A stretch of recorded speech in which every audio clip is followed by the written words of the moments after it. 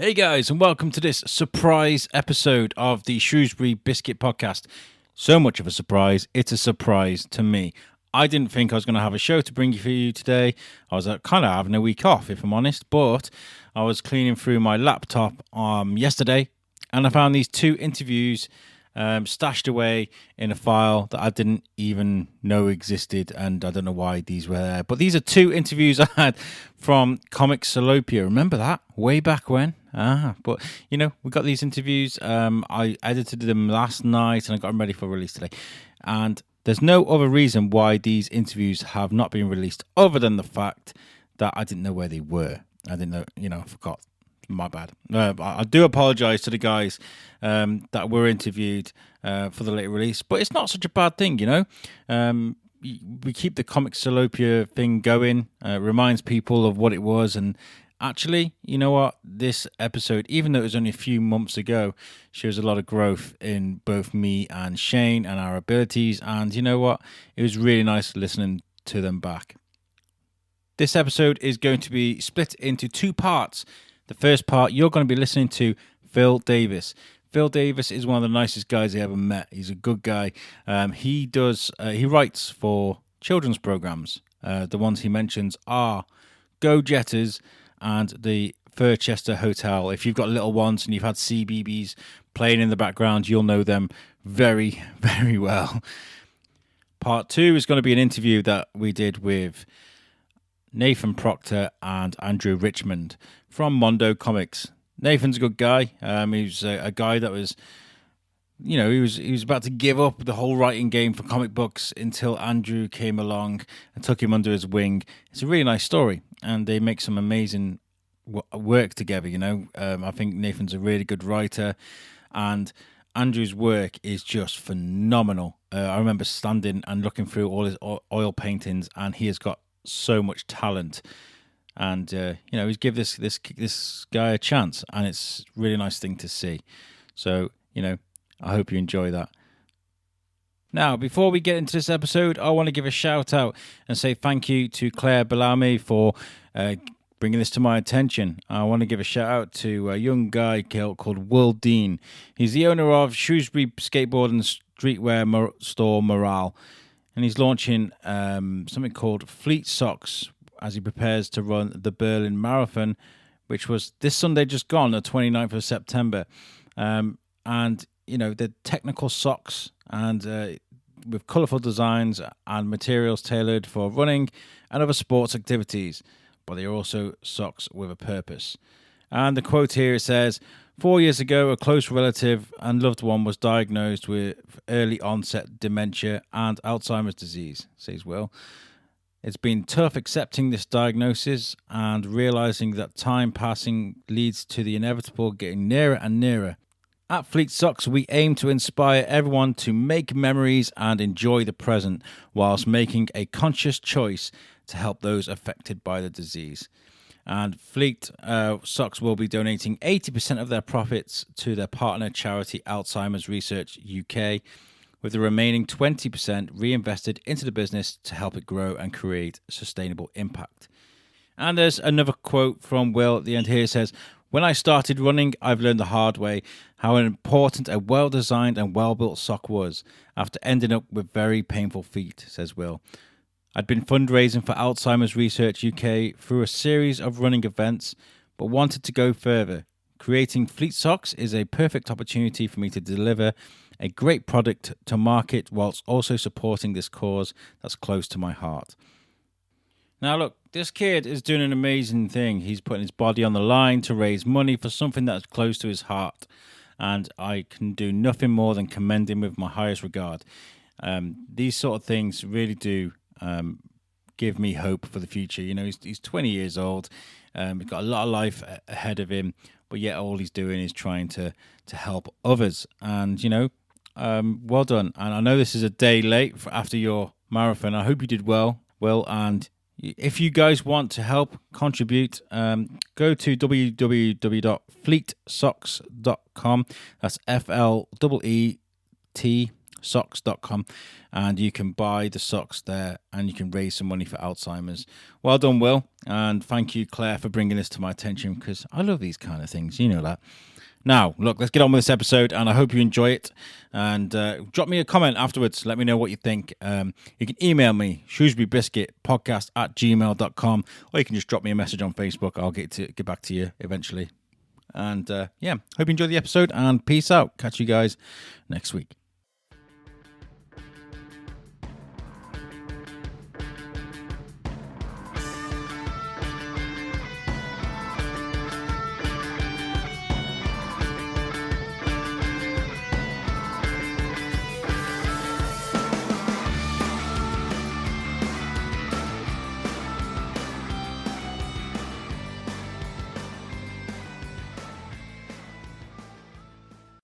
I know, yeah.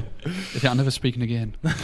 I've been accused of enjoying the sound of my own voice many times, but no I can tell you the amount of hours I put into editing. By the end of it, you're kind of like, that guy again. Welcome to the Shrewsbury Biscuit. Thank you for joining us. I'm Alex, the co-host, and I'm the host, and this is my co-host Shane. You're right. It's been a long day. So, do you want to introduce yourself? So of course. Yeah, my name's Phil. I'm a writer. I write for children's television. So, as I say, at the moment, I'm writing for Go Jetters for CBeebies. Go Jetters. That's been on. It's been in the background so many times. Me and Shane have both got kids. Fantastic. And how did you get into that? Crikey! Yeah, it's always the one of the first questions you get asked, and it's one of those things where. To be honest with you, I don't really know. So I've always loved writing, as I say, and it was one of those opportunities. I used to do these massive, great big pictures. So and what it was almost like a collage. You'd have various bits and pieces on there. So various kind of weird subjects. I did one on fairies, one on witchcraft, one on kind of psychic warfare during the 60s, this kind of thing. So, and you'd look at each individual piece, and so it would be like a newspaper clipping, or there would be a witch's needle, this kind of thing. So make them all up. If you looked at it individually, you could see each of the pieces. If you took your time to read it, it told a story. So you'd have all these different bits and pieces that if you read it, you could actually follow a thread through it. Made one of those for a very good mate of mine, and her husband happened to be working for the BBC, got invited along to a kind of behind-the-scenes thing on Go Jetters when they were just looking at launching that. From there, then got invited along to a writer's workshop, which is a week-long thing. At the end of that, we were invited to pitch for 2 shows, one being Justin's House, one being Furchester Hotel.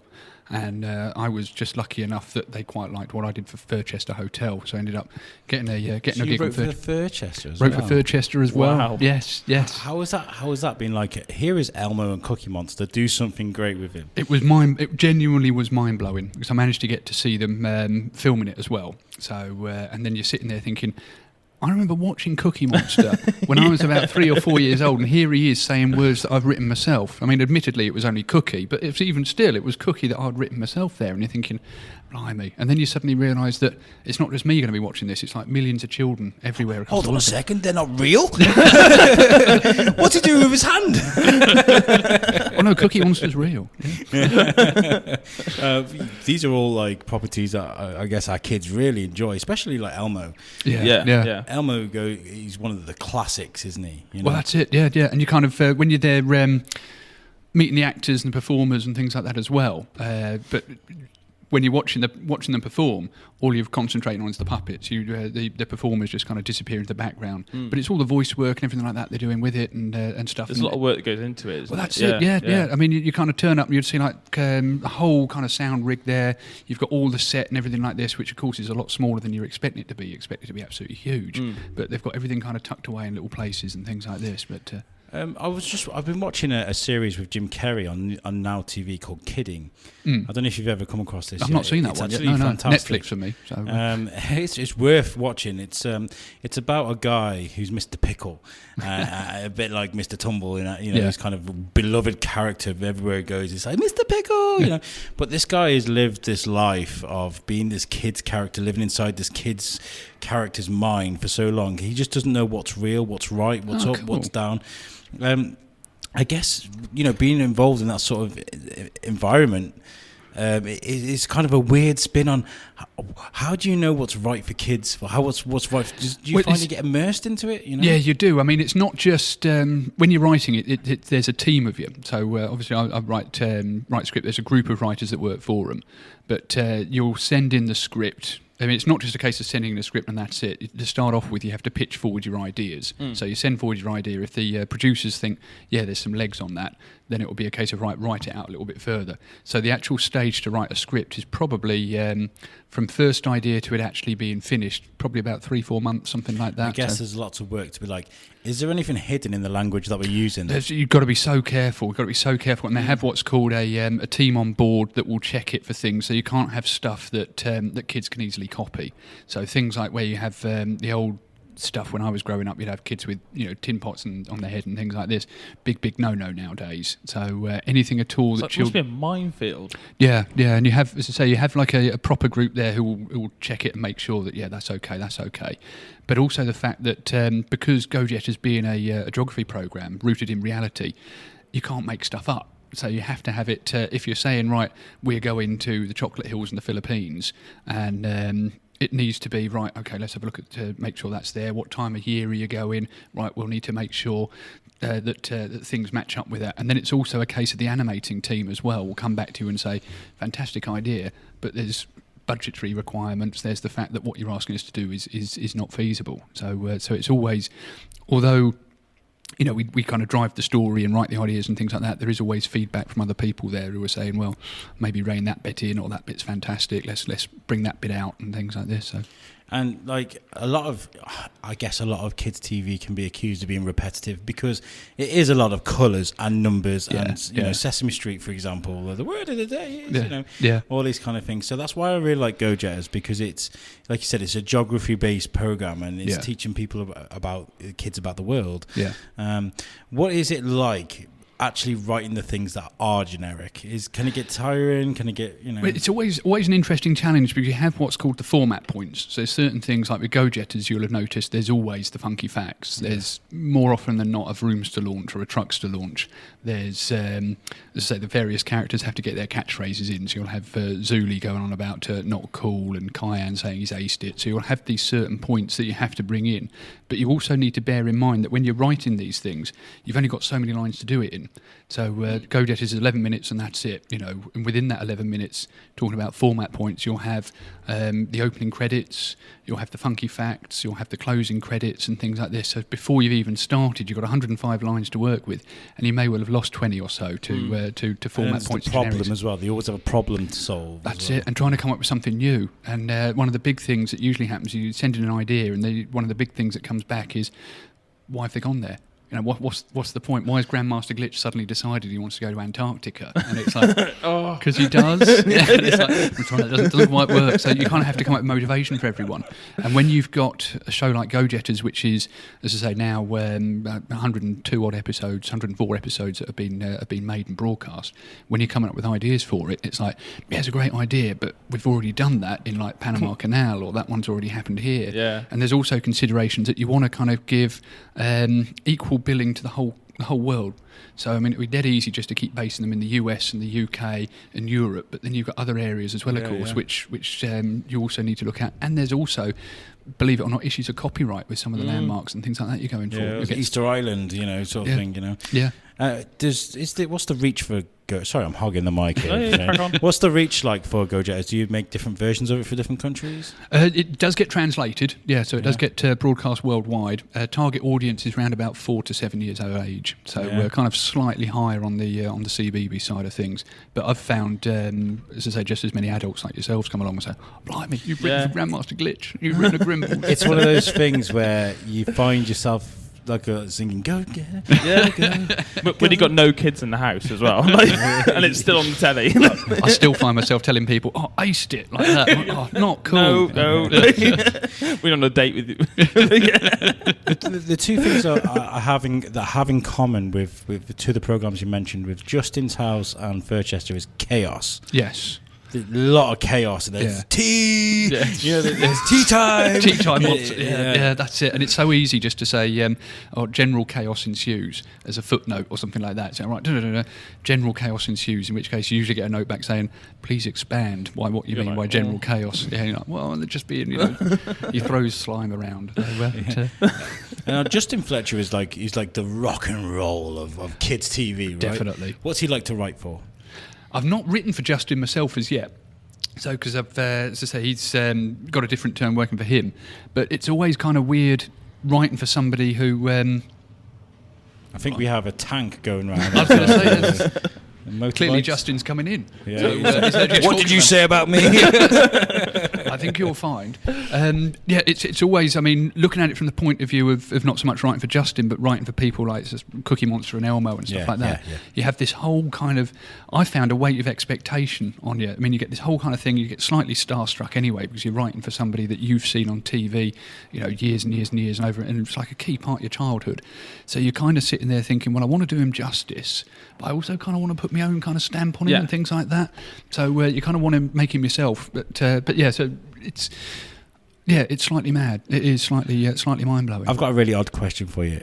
Is the Elmo in Furchester the same Elmo in Sesame Street? Because I noticed that he doesn't have as much of an American accent. I don't know if they've done that on purpose because it's British TV. Possibly, yeah. Because it is a joint Sesame, and it's definitely the same performer that does it. Right, I'm trying to think what the chap's name is. Yeah, same performer that goes around, so that does them. So same with Cookie, same bloke who's done Cookie throughout the whole of. Maybe he's just fed up of doing an American accent. Thought he'd mix it up a bit. Yeah. I just always thought there was an emphasis, we don't want, because my little boy watches Ryan's Toy Accessories or whatever it's called, Ryan's Toy Review, and I find him going, Daddy, you can find Ryan's Toys at Walmart. And I'm like, okay, no more YouTube for you. Yes, you can move along.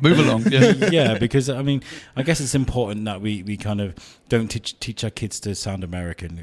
It sounds like really snobbish thing to say, but there's the wonderful thing about the world is variety in it, and to get all corporate and on message, I think that's one of the big things that Go Jetters goes for, is the fact you've got this wonderful variety of what's in the world. And certainly, as I say, the tail end of the second season, they started looking more towards not just places but environmental processes and things. Yeah, that's good. So I think a programme like that celebrates the diversity that we have in the world and what's around, which is smashing. And where is this leading to now? Are you writing for anything else at the moment? Any ideas? Yeah, writing for a few bits and pieces, stuff that unfortunately I can't say at the moment. It's not yet broadcast, so no spoilers. So, so there's a few bits and pieces in the pipeline. So you're definitely busy. Ticking along. I never use the B word just in case. As soon as you say it, that's it. It stops. But yeah, ticking along. It's the opposite thing in my job. You're not allowed to say the Q word because it's so quiet and it's like, bah! It's crazy. What did you say that for? Never say the Q word. Have you guys ever? This is a really difficult question.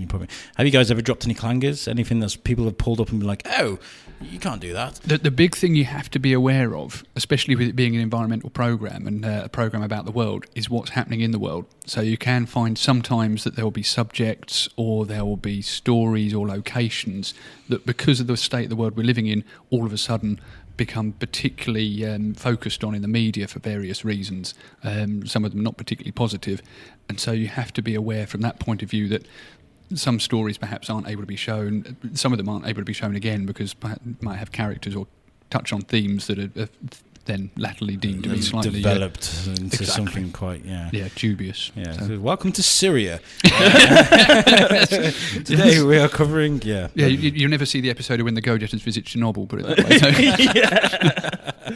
Is there somewhere which you've always wanted to do with like Go Jetters or something like that which you were never actually able to do?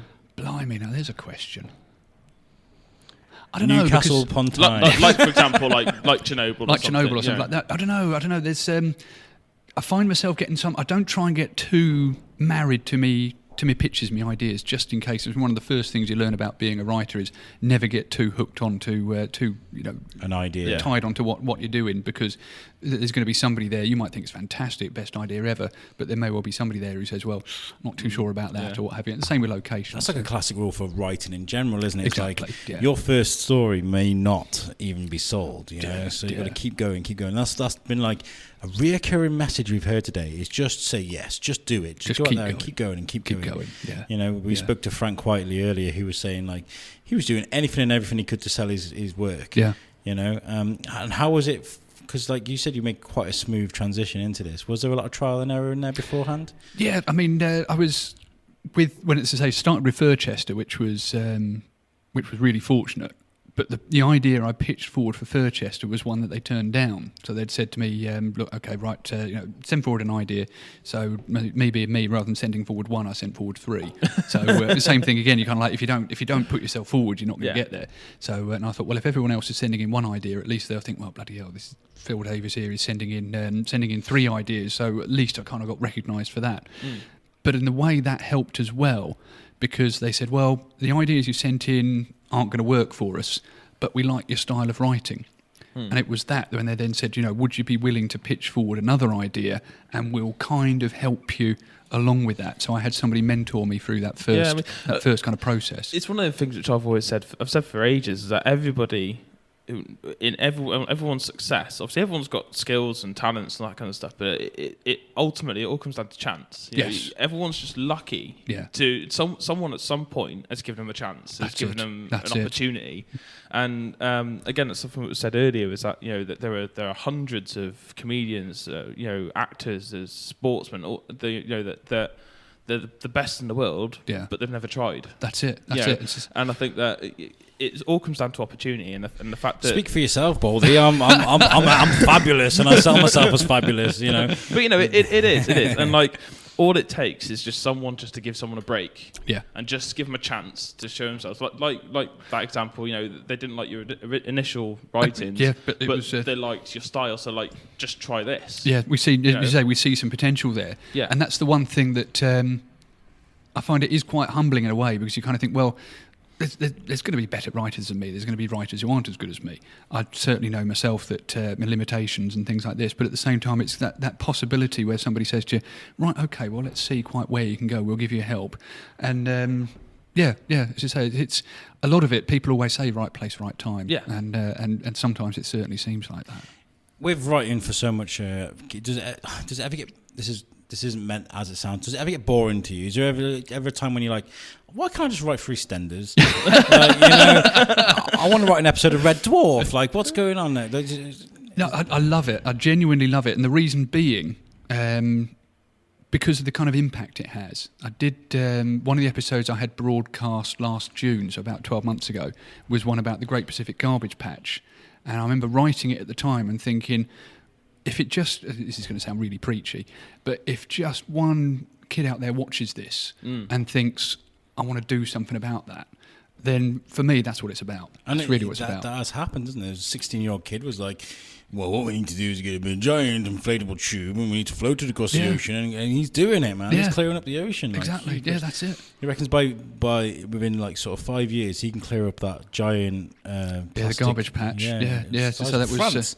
The size of France. Bigger than that now. It's horrendous. As I say, when I was researching it last year, it's just incredible. And you think, that one of the messages they try and get across with it being a geography program is, kind of how beautiful, how precious the world is, and things like that. But yeah, just that opportunity. If somebody just sees it and says, sitting here 30 years time and says, what was it that inspired you to go out there and start changing the world and changing the environment? And they say, well, it's this one program I saw then. Great, because I know we're just saying about Elmo and things like that. You remember the kind of characters you grow up with. So to have somebody, Elmo, yeah.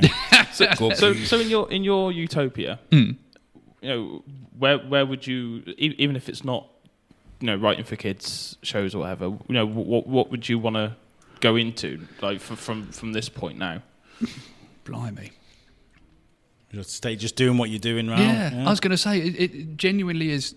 As I say, it might sound slightly off pat, but it genuinely is. As I say, seeing the kids and seeing the enjoyment in their faces. I went out last week, a couple of weeks ago, got invited along to a school for their careers day. I mean, careers day at 4 and 5 years old. That's something else. But it was just brilliant, and the children were there saying. It said to me, one of them said, "So what was it that inspired you to be a writer?" And I said to her, at the risk of sounding slightly daft, I said, it's you. I said, it genuinely is you. And that's nice, man. That's nice. That's a big message that's been going out across throughout a lot of the interviews that we're doing is inspiration. Like all the artists that are scattered through Shrewsbury today. Yeah. If there was one kid walking past, even if it's like mom on the way to make Waitrose and not really bothered about comedy, if he sees something that inspires him and it makes that spark, it makes it all worth it, and I think it's. I was going to ask this question, and it is an odd question. I was looking at something. I think I was on a comment thread for something about Paw Patrol or something, and there were adults that were talking about, "Oh God, I can't wait for season 4." I can't. Do you find that there's a lot of like genuinely just adults really? Oh, yeah. I mean, it was slightly mad. And the other line of work I do, I was chatting away to somebody there, and the subject of what I did. Writing for kids' TV turned up, and the conversation immediately stopped to them saying, "I'm going to have to phone my brother." And I was like, "Right, okay, I've got to phone my brother. That I'm sitting here talking to somebody who's written for GoJet, it's somebody who knows Ubercorn." And it's like, well, I don't want to break it to you, but Ubercorn's kind of like on a computer. But yeah, so it's kind of like it's like yeah, fine. So so I do find that. It's crazy, yeah. It does have quite a good reach. So I remember there was one time, and I know talking about Paw Patrol. I was sitting writing some stuff for a show, and my little boy's watching Paw Patrol in the background, and a rider comes on, and it's a completely different voice, and I know straight away, and I drop my pen, and I'm like, "What the? Flip the table over. How dare they?" And you forget that these are probably kid actors that are probably their voices are broken now. They've had to get another rider in to do the job, and I'm thinking it does affect it, like you said. Like when there's no kids in the room, sometimes you just leave it on while you're doing. Yeah. Well, it's like season 1 of Simpsons. You watch season 1 of Simpsons, and you think that's not Homer. What the earth is that? Who's this imposter? An imposter. Like, get out. Yes. Oh God. Well, look, thank you so much, Phil. For no, you're sitting welcome. with us, Thanks ever so much. Thank you for waiting, because it's been such a crazy day. No problem at all, chaps. But are you here tomorrow as well? Are you? Oh, by the way, are you local? Yeah. I just live in Shrewsbury. So nearly gave me address out there, which would be 101. Pop round. I'll have the coffee kettle on for you. Unfortunately, tomorrow I'm in the Games Expo in Birmingham tomorrow. So, okay, cool. So my other hobby. So I hope that you have a great time. Yeah, cheers. Thanks ever so much, chaps. It's been a pleasure speaking to you. Thank you very much. Would you sign our book, because you are a writer? We've got Sharpie there. Give it a scriggle. We're going to get as many signatures on there as possible, and we're going to try and auction it and make a bit of money for. No worries. Only too happy. Thank you very much, and thank you, Shane. Yeah, thank you. Cheers. Thank you. Peace. Thank you both. Cheers. So that was the end of part 1, and that was Phil Davies. And as you probably guessed from that, he's a brilliant guy, a really nice guy, really good to talk to. Next, we've got Nathan Proctor and Andrew Richmond, and I'm not going to blabber on too much. I'm just going to let you enjoy it. So here is part 2. Enjoy. Okay, so we're going. We do a Joe Rogan rolling, and we're in. You're not going to do an Alex. Hello. Hello. I love Joe Rogan. Joe Rogan's awesome, isn't he? One of my inspirations. Thank you for joining us on the Shrewsbury Biscuit. It's great to chat to you. Thank you very much. We are at Comic Salopia. Have you been enjoying it? Yeah. Do you know what? It's one of those. It was always going to be hit or miss, or because it's one of those shows that on paper looks amazing, but can it be pulled off? Because it takes so many people and so much resource, and they've done a really, really good job. It's a very ambitious move to do it here in Shrewsbury, because as much as we love Shrewsbury, it's like the venues are quite separated, but with a few tweaks, I think it could be a massive success. I mean, I did a Frank Quietly panel earlier, and I was like, how many of you are from out of town? And loads of people put their hands up, so it's brought people to the town.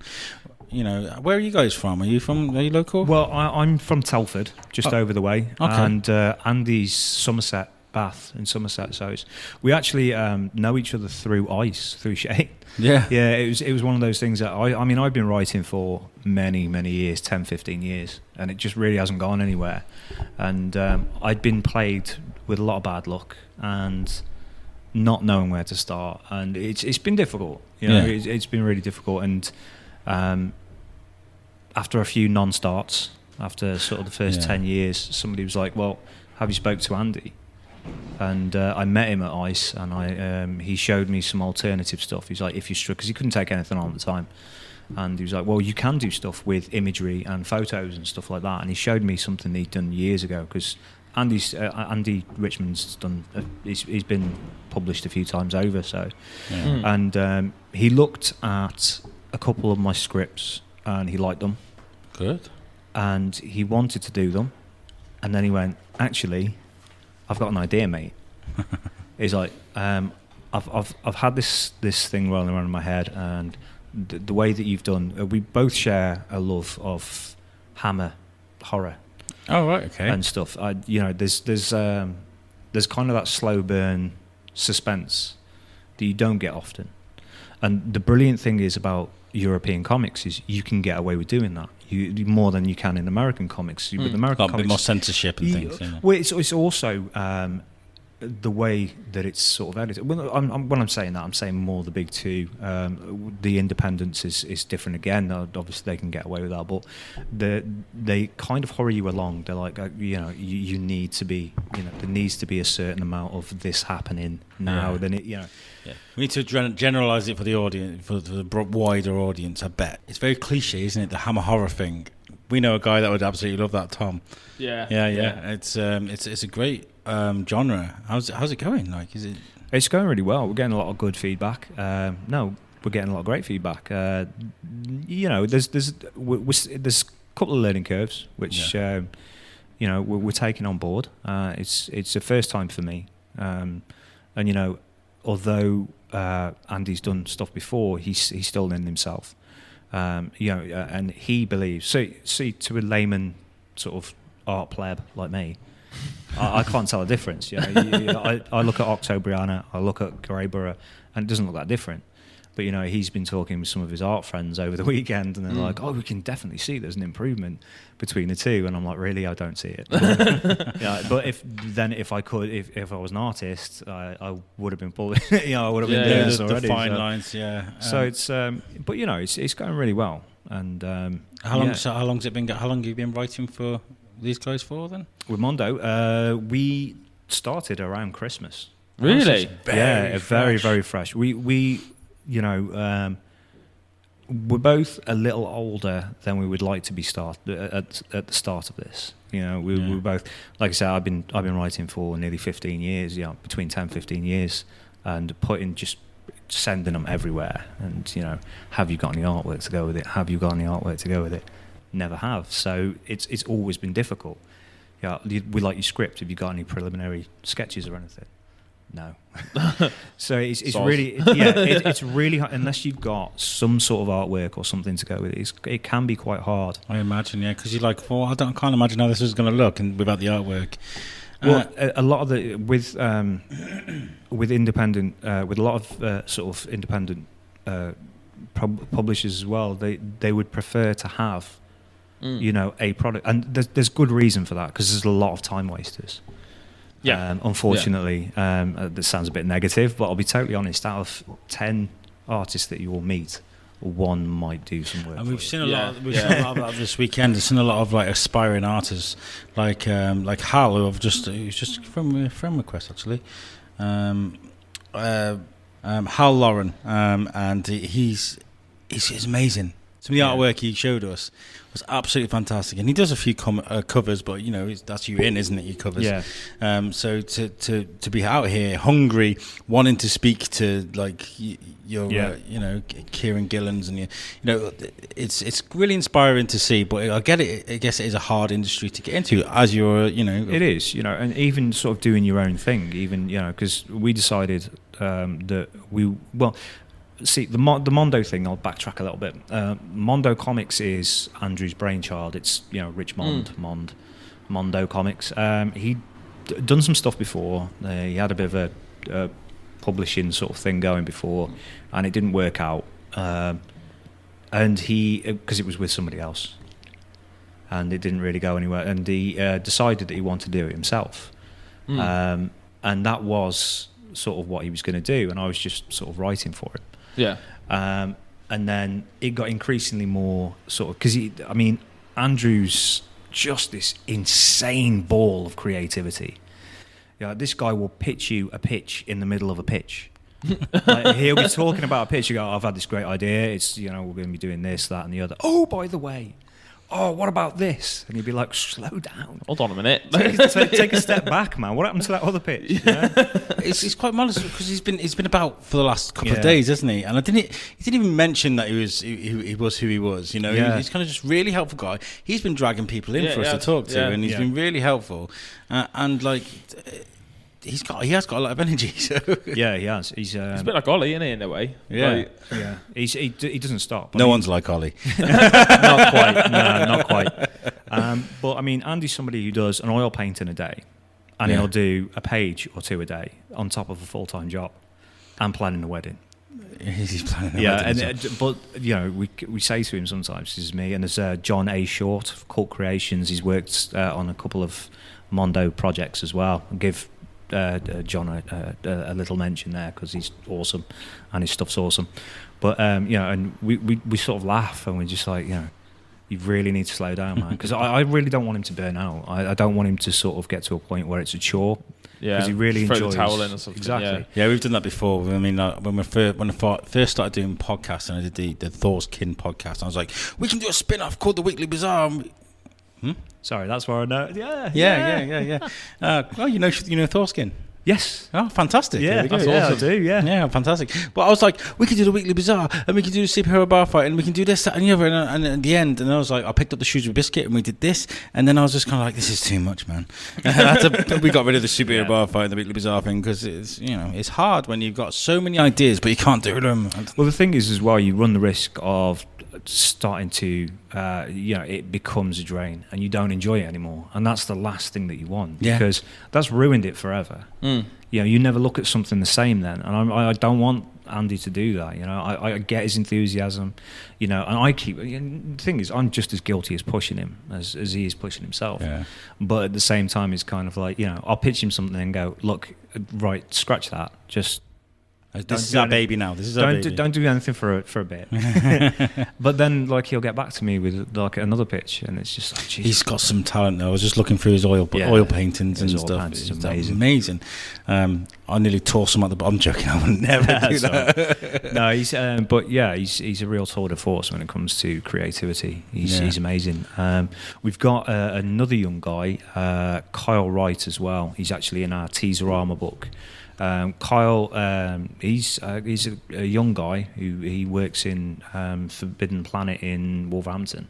Oh, right, okay. And he just sort of he's another guy who volunteers for Shane's cons and stuff. And he just sort of come along out of nowhere, and Andy knew he could put some stuff together, and just said, look, if I give you this 5-page book, could you do it? And he sent it back straight to me. It's great stuff. Yeah, I love that about this. You're a writer that late on in life really wanted to do something, and he's picked you up and he's given you the opportunity. And there's another young lad that he's trying to help out as well. It's really inspiring to see that, because it is. In this day and age where you can share a comic book online digitally, or you can speak to people around the world. I mean, J.K. Rowling, for example, she set like hundreds of versions of Harry Potter around the world before she even got picked up. Now who's got the last laugh? Yeah. The thing is that especially. I keep saying, especially in Europe, but there's amazing stuff coming out of the States as well. But there's. Can I have a look at the book? Yeah, sure. Sorry. There's quite a bit of sort of completely sort of free and open creativity when it comes to European. I mean, if you look at the French market, right, French comic books are right up there when it comes to creativity. They are amazing. Yeah, humanoid stuff, and it's just really good stuff.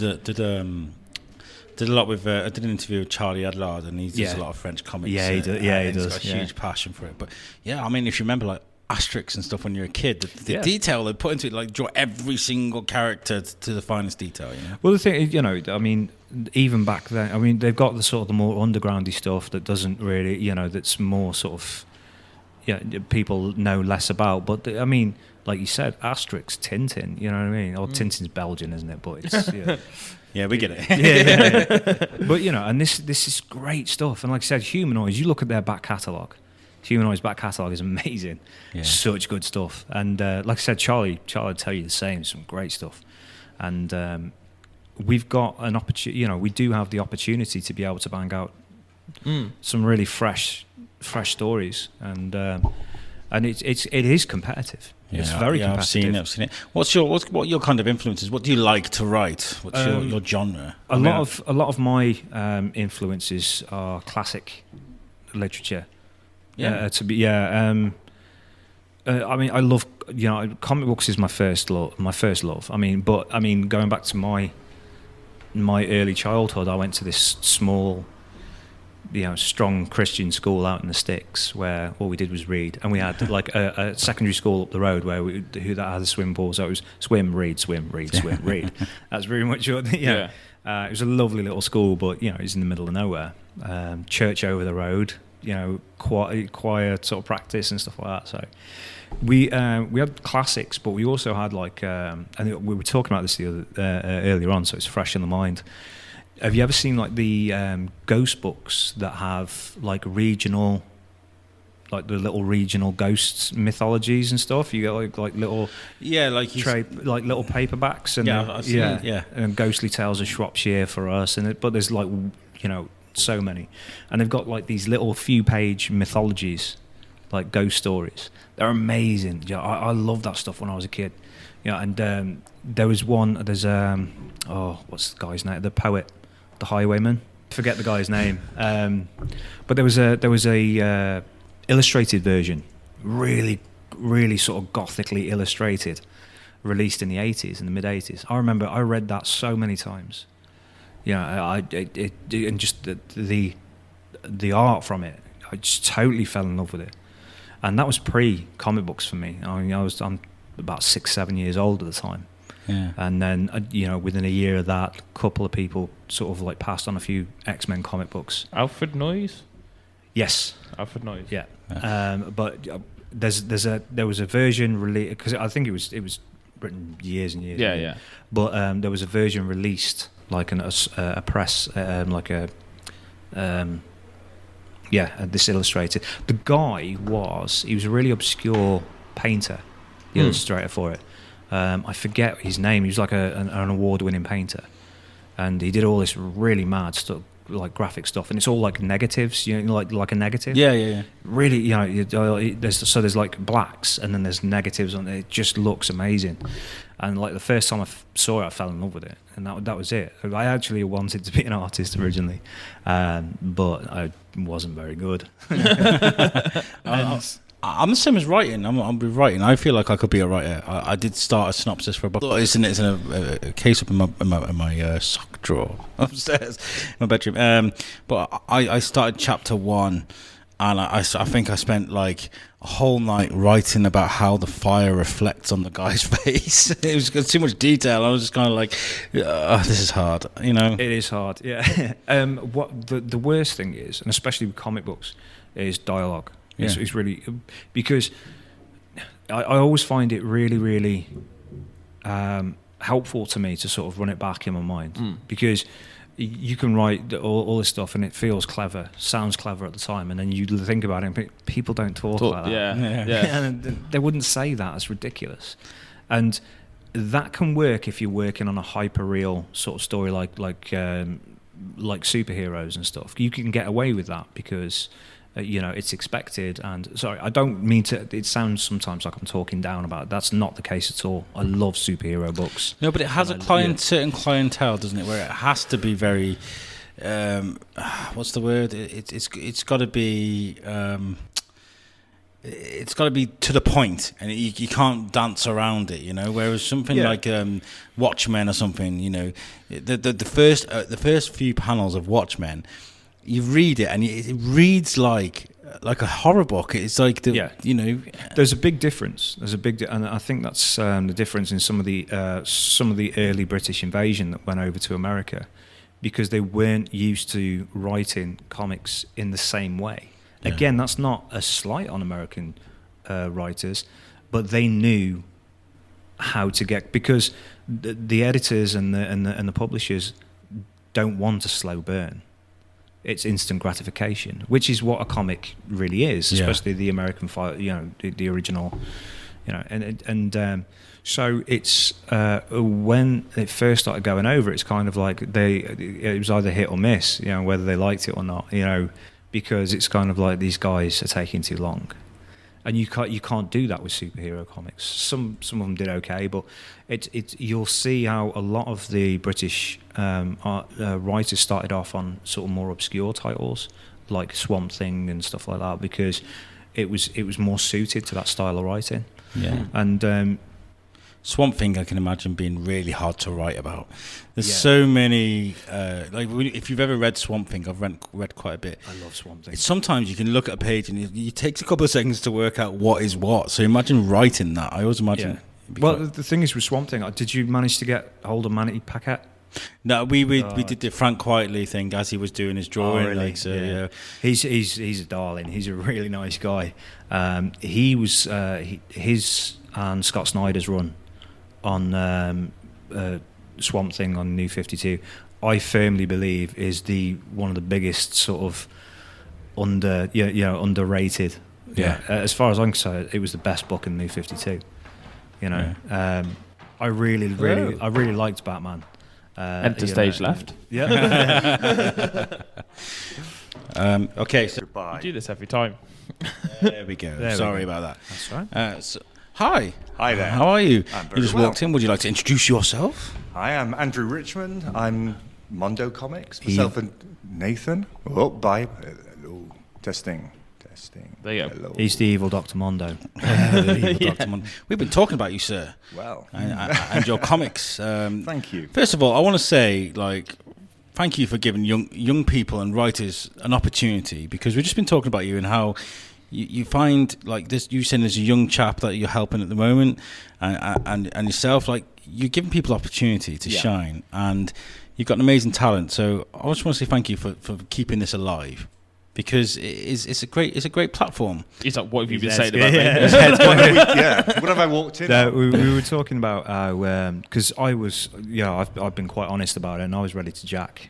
Yeah. To be honest, I kind of had enough after a decade of getting nowhere. Nathan put a shout out on Facebook looking for artists to work on one of his stories.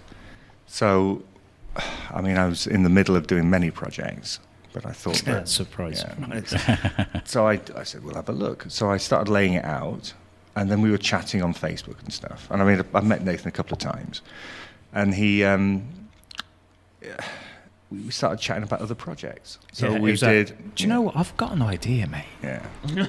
I've got this idea. So I think we started with House on Haunted Hill. We were going to do an adaptation. Well, we talked about that. Yeah. But was that? We started. That was so the the first movie. Yeah. The Vincent I Price forgot all movie about that. is in the public domain, and we were thinking, well, let's do a comic of that. So Nathan started boiled it down, but nothing came of it yet. And then we started talking again. I hope so, because it was no fun. Yeah, but to practice as a project, it got you into the writing vibe. And then we were talking about other stuff, and I did an Aces Weekly comic for David Lloyd last summer with the writer John Short, and I did something called Sebastian Dark. And then, which is excellent. On the back of that, we started talking. So I met John in a pub, where all the best meetings are. Of course. No good idea to start with coffee today. No. What can we do? And I suddenly remembered that John was an Octobriana expert. So he went away, and because of my love of horror, he said, well, what if Hammer House of Horror, had done a movie of Octobriana in the 70s? So he said that, and the doctor was sat there, and he just so happened to look like Christopher Lee. So I got to draw Christopher Lee and Peter Cushing, and That's so amazing. we put that on. I started a sketch, a panel a day on January the 1st, and by Valentine's Day I was kickstarting Octobriana, the first comic. But before that, we'd been planning, Nathan and I, and we came up with Grayborough. And I think that was the day that Stan Lee died. Yeah, I think it was, yeah. Wasn't it? Because we put in, instead of Peter Parker, we put in Patrick Prince. Yeah. So we had lots of... Yeah, we had like a little... Yeah. But there's a lot of that kind of thing in there, and I think that's there's some nods that are really really blatant, and some that are not so blatant, and it's just sort of littered with that. Because we were talking at the time about our love of like things like Hellblazer, Jamie Delano, British horror. I love Hellblazer. Yeah, Jamie Delano, and John Ridgway, and I had people like John Bolton, John Ridgway, all these sort of fantastic sort of horror artists, and because of that, we came up with this Grayborough, which was what if Ron Weasley was a reporter. So Rupert Grint was our reference. I did look through it and I was like, that's Ron Weasley. Yeah. So we put the jokes in there saying, "Oi, Ron, my mate loves gingers." Yeah. And he's going, "Oh, I get that all the time." So if that was adapted into a Netflix film, we'd obviously try and get Rupert in. I think he'd do it. He seems quite down to earth. What I love about your stuff is you guys are thinking outside the box, because I know, like with Constantine and Spawn and a lot of the comics, they do throw in a bit of gore, but you're picking up a Hammer horror genre. And is that done often in comics? Because I haven't seen a lot of it. It can be difficult to do because it's like we were saying the difference between European and American comics with the instant gratification. In European comics, you got the opportunity to be a slower burn.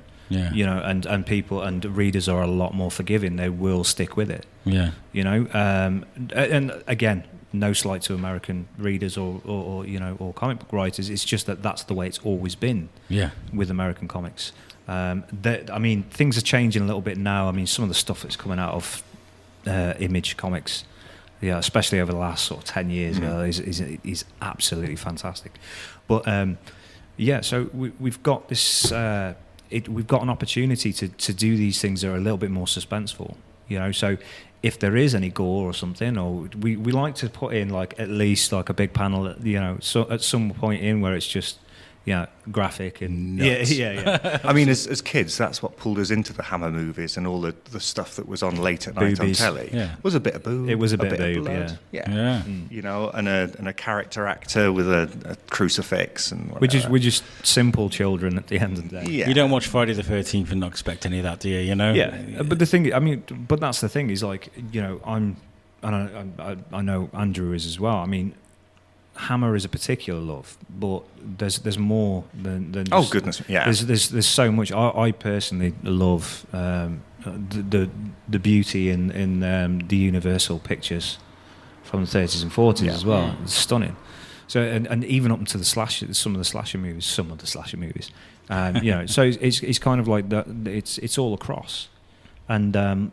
You ever thought to reaching out to Mr. Zombie and being like, "Hey, Rob, can I borrow one of your properties to do a comic?" Well, I love White Zombie, Rob Zombie as well. So. Yeah, but as I say, we're doing this the seat of our pants, the skin of our teeth, pretty much. Doing a panel a day, and then doing an 8-hour design job, and then coming home and doing another panel and another, and then running Kickstarters. So everything we've just talked about, it's been done in the last 5 months. Yeah. Yeah, we were just saying the whole lot we did it's been breakneck speed, and the thing is that I know, like I did mention, we're not sort of spring chickens, so we do have that kind of that sort of sense of urgency a little bit. I mean, not to the point where we're going to rush things and not enjoy it, but. Like I said, I've been. You're aware that the clock's ticking. Exactly, and I've been trying to get this stuff. I think the clock's ticking for everybody. That proverbial bus can be round the corner whenever. Absolutely. But I think you do have to seize it. I mean, I hit a milestone birthday last year. I'm not going to say. I'm not going to say when I say milestone. 21. I'm gonna say, I was going to say 21, wasn't it? No, much older. Almost eligible for a bus pass. So I just thought, right, I'm going to take stock. I'm going to propose to my girlfriend. I'm going to get married, and let's give this comics a go. And then when I've had enough of comics, I'll go back to oil painting. I was going to say, so is this for you in your stage of your life? Is this sort of like a make or break in this kind of? I've said that I want my best ever painting or drawing to be the last one I do. Yeah, and then die. So right the way to my deathbed, I want to be doing a drawing a day, carry on going. I mean, if it has to be done with a mechanical claw from a brain in a jar saying what we're doing. Well, there's plenty of influence in that book for that. Yeah. Well, guys, this has been awesome chatting to you. I can hear some microphones going on over there, so I think we may have to investigate what's going on. I think you might have to. Yeah, I think there's something's going on. It's been awesome speaking to you. And you're much. Local to me. I work in Telford as well, so we need to get our heads together and sort Yes, something definitely. out. It was a friend actually put me onto the Thorskin. Was it? Thing, yeah, and he was just like, "Oh, been looking at this. You should look at it." And I've followed you on Facebook and stuff. So really? That's been cool. Yeah. Yeah, we'll get you on the show because Tom, our co-host on there, he actually does makeup effects for horror movies and things. He loves horror movies. He's mad on horror, and he's got crazy knowledge as well about horror characters. Love to speak to and keep looking out on Kickstarter. Yeah, where can people find you? Let's plug you. We have the usual social media, just Mondo Comix with an X, Mondo Comix. That's where they're knocked back to the old underground comics days. So we're on social media. We've got a fledgling website, mondocomics.com. Mondo Comix, again, Mondo, and then comics with an X. But if anyone was interested, you can go onto Kickstarter itself and put in Greyborough or Octobriana, and you can we'll come up. So the previous ones, and we'll be Kickstartering another one in September, and then the final one November. Okay, that's awesome. And I've got to say, just for the benefit of the listeners, that we got three of the works in front of us, and they're awesome, aren't they? To be fair, they look amazing. I'm slightly I really love what we did with the Greyborough cover. We did we were talking about it earlier about the contrast. Yeah. Where it looks like a leaflet you'd see in a 1920s map. Yeah, exactly. Whatever for a train. And then the inside covers get more, like when you get the first one, and then the last one, you see that it's like a massive contrast. Yeah, blazing. But we've also on the back of that we've got the merchandise. Nathan's got the T-shirt on of the Badgers and. Yeah, which hopefully we're going to sort of expand on and stuff, but we, obviously Well, you know what? With whatever we're doing, if you ever wanted to do like a share post competition for in some of your merch, we can help you out. We've got our support, so we'll be on that. Thank you very much. So I was saying about the October, that particular oil painting cover, I was actually a bit jealous about, even though as much as I love the Greyborough thing, that is a great cover. It is a great cover. But what I'd like to finish on though is